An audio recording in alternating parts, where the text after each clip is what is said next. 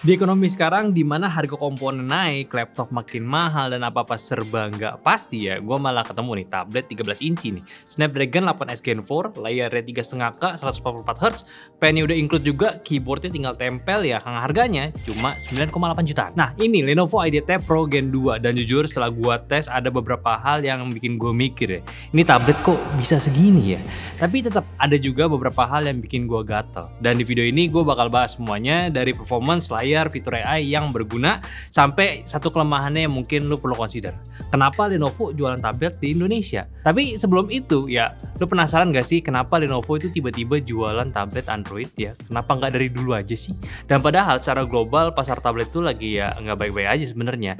IDC ya proyeksi pengiriman tablet global tuh ya turun 7,6% di 2026. Tapi anehnya Lenovo Indonesia tuh malah masih optimis nih ya. Gue sih baca beritanya kalau Lenovo Indo ini kayak bilang nih, pasar tablet harusnya masih tetap bisa tumbuh di Indonesia. Tren produktivitas tablet itu ya akan berubah menjadi luas. Nah bener sih emang ya, dulu tablet itu apa ya, cuma buat nonton YouTube doang di kasur, itu doang paling. Sekarang udah beda lah, sekolah udah mulai pakai tablet buat belajar, butuh device yang lebih fleksibel juga dari laptop, dan UMKM pakai tablet buat catat transaksi, kelola stok, promosi digital bisa juga ya, dan pekerja hybrid butuh device kedua yang lebih ringan lah dari laptop. Makanya mereka nggak cuma jual satu tablet aja, mereka sekarang lagi bangun ekosistem lah. Kayak Yoga Tab ini ada di 11 jutaan buat kreator profesional, IdeaTab Pro yang kita review ini di 8-9 jutaan buat produktivitas mid-range, sama Legion Tab buat gamingnya. Motopad ya ada juga buat entry level. Basically mereka bilang nih tablet bukan secondary device lagi, sudah menjadi kebutuhan primer buat banyak orang. Dan jujur aja setelah gue pakai IdeaTab Pro Gen 2 ini ya, gue mulai ngerti alasannya mereka. Jadi ya langsung aja kita bahas tabletnya. Bahas desainnya dulu. Secara build quality ini full metal, finishing matte ya, nggak ada yang plastik murahan, beratnya 598 gram aja. Buat tablet 13 inci ini termasuk yang ringan. Tapi jujur aja kalau lo nggak kebiasa megang tablet ukuran gede, ya awalnya memang rada aneh, kayak berasa berat gitu ya. Tapi nanti juga terbiasa karena distribusi beratnya itu nggak numpuk di satu titik doang. Ketebalannya cuma 6,2 mm, masuk tas ya, masuk sleeve itu nggak makan tempat, dan warnanya yang gue pakai ini jelly mint ya.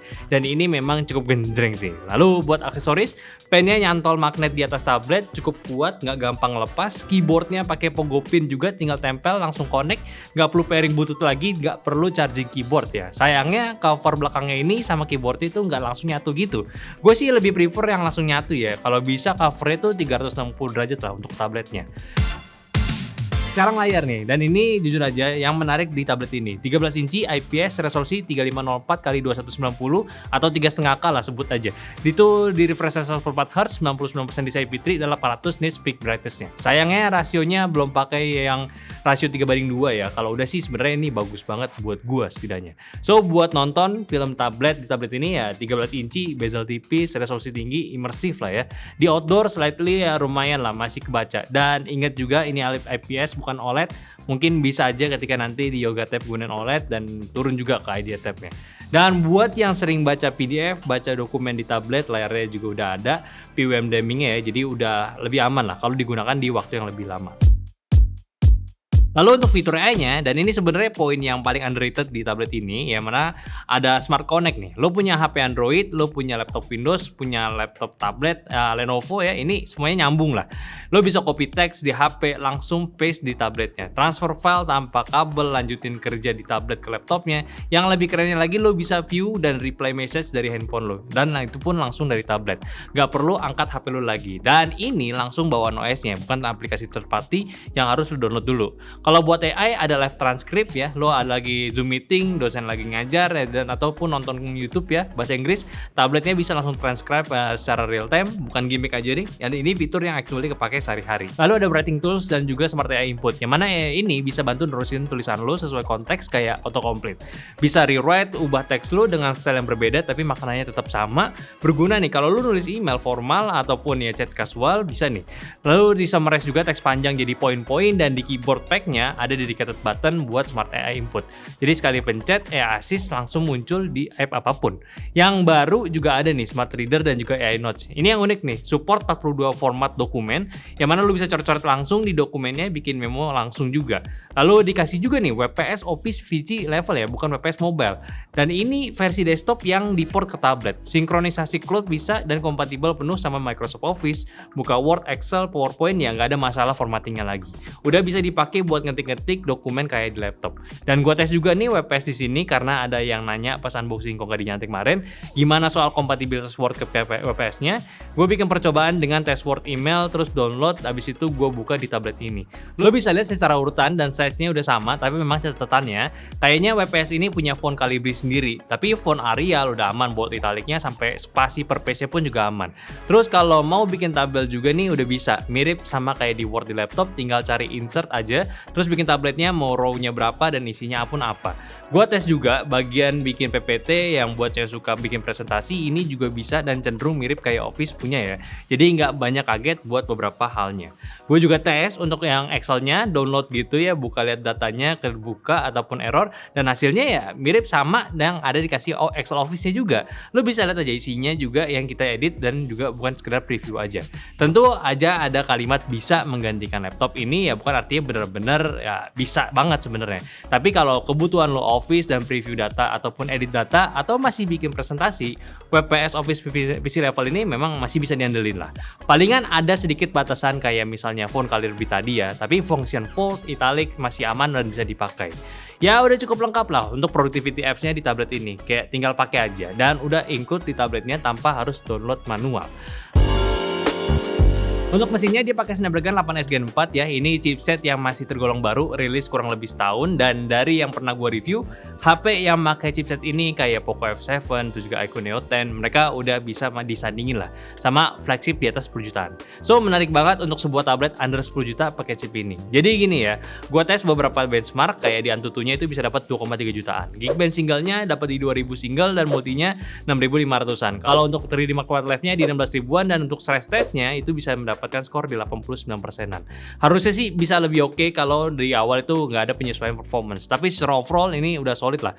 Ya langsung aja kita bahas gaming testnya, yang mana di game Genshin Impact settingan highest 60 fps, 30 menit main dapat rata-rata fps di 59 dan baterai berkurang 10%. Suhu tertinggi bisa mencapai 42 derajat Celcius, dan komentar gue soal game ini ya lancar-lancar aja, nggak perlu dijelasin panjang lebar. Chipsetnya chipset flagship killer, ya beginilah hasilnya. Dan soal suhu, penyebarannya itu berpusat di satu titik aja. Area palm press hampir nggak berasa panas, ya enak lah buat main lama-lama. Lalu game kedua yaitu game Ark Knight Anfield di settingan high 60 fps, main selama 30 menit, rata-rata fps ini dapat di 53, baterainya turun di 14%, dengan suhu tertinggi bisa mencapai 47 derajat Celcius. Nah secara gameplay masih kerasa mulus, tapi di momen fight ataupun lagi di area pabrik, fps sering nggak stabil. Belum ganggu banget sih, impactnya nggak sampai bikin gue tuh malas main lagi. Cuma kalau lagi nge-combo terus tiba-tiba frame drop, ya memang cukup ke-trigger sih. Lalu game ketiga, Wuthering Waves settingan high quality 60 fps, main selama 30 menit dengan rata-rata fps di 38, dengan baterai turun di 17%, dengan suhu tertinggi bisa mencapai 50 derajat Celcius, dan ini yang paling berat sebenarnya, suhu 50 derajat di titik terpanasnya. Power consumption-nya juga lumayan parah, setengah jam main langsung ngedrain 17% baterainya, dan fps rata-rata di 38 dengan fluktuatifnya kerasa banget.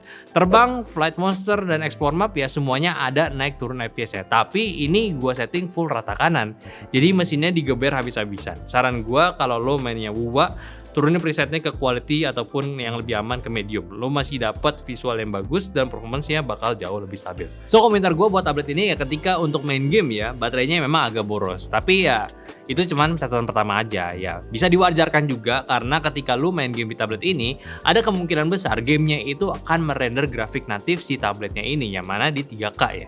Ini gede banget, nggak kayak rata-rata handphone yang cuma di 1,5K ataupun di setengah resolusinya. Atau mungkin juga bisa pakai cara upscaling ya, tapi tetap aja upscale-nya kan ke 3K ya, dan itu pun semua ya nggak semua game sebenarnya sih, dan dari 3 game aja yang berat cuma Genshin doang yang bisa, tapi at least ya masih bisa kepake lah.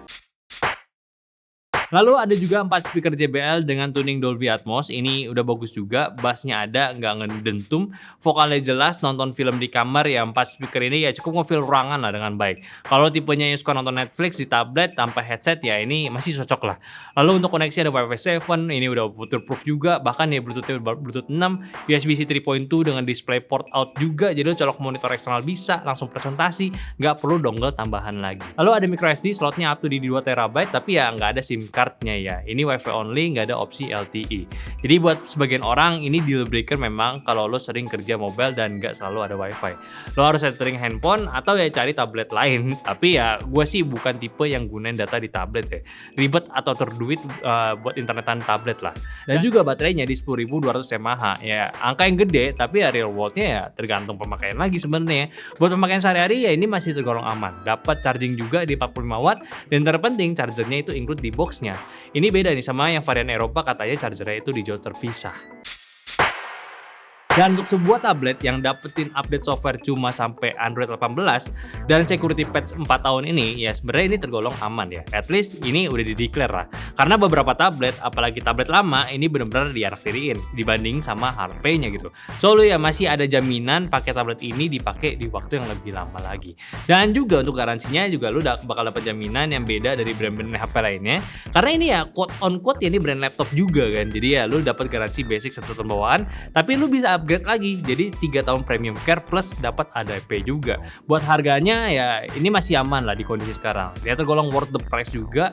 Yang mana Lenovo IdeaTab Pro Gen 2 ini pun startnya dari 8,9 juta. Ya menurut kalian kayak gimana? Jadi sekalian aja ya, Lenovo IdeaTab Pro Gen 2 yang tadi di 8,9 juta ini, yang mana tablet 13 inci dengan Snapdragon 8 Gen 4, setelah gue pakai beberapa waktu, ini tablet yang masih solid. Harganya sih ya yang bener-bener sangat bisa dikonsider, karena dari spek kayak gini ya, gue rasa sebentar lagi juga akan sulit pilihannya. Dan lu tahu di spek ini lawan kuatnya siapa? Dan Lenovo pun masuk ke market Indo pun juga masih cukup rapi. Paling notes gue ya tetap sama kayak gue review Yoga tabnya, yaitu untuk bagian optimisasi OS-nya agar bisa lebih efisiensi lagi aja. Karena dari beberapa tablet yang gue coba, Lenovo ini masih terbilang cukup mentah lah optimisasinya. Dan gue yakin kalau mereka bisa seserius ya kayak mereka develop laptopnya, gue yakin ini bukan jadi masalah besar lagi. Secara ekosistem gue suka mereka ada integrasi ke device lain yang non-brandnya si Lenovo juga, dan mereka paham juga HP kan bukan ranah kuatnya mereka. Jadi ya lu bisa konekin tablet ini ke Android apapun, bahkan iPhone pun juga bisa buat transfer file. Ya benar-benar brand yang wajib dipantau lah untuk perkembangan tabletnya sih. Bisa jadi disruptor memang. Soalnya dari branding laptop aja mereka udah bisa berhasil lah ya jadi top of mind-nya di market sini. Tapi menurut kalian gimana? Diskusin aja semuanya di kolom komentar. Tapi kalau kalian mau beli langsung cek YouTube shopping kita ataupun di deskripsi. Dan seperti biasa jangan lupa untuk follow semua sosial media kita di Instagram, TikTok, Facebook, Discord yang semuanya di deskripsi. Dan terakhir, sampai jumpa di video nyantai selanjutnya. Bye bye.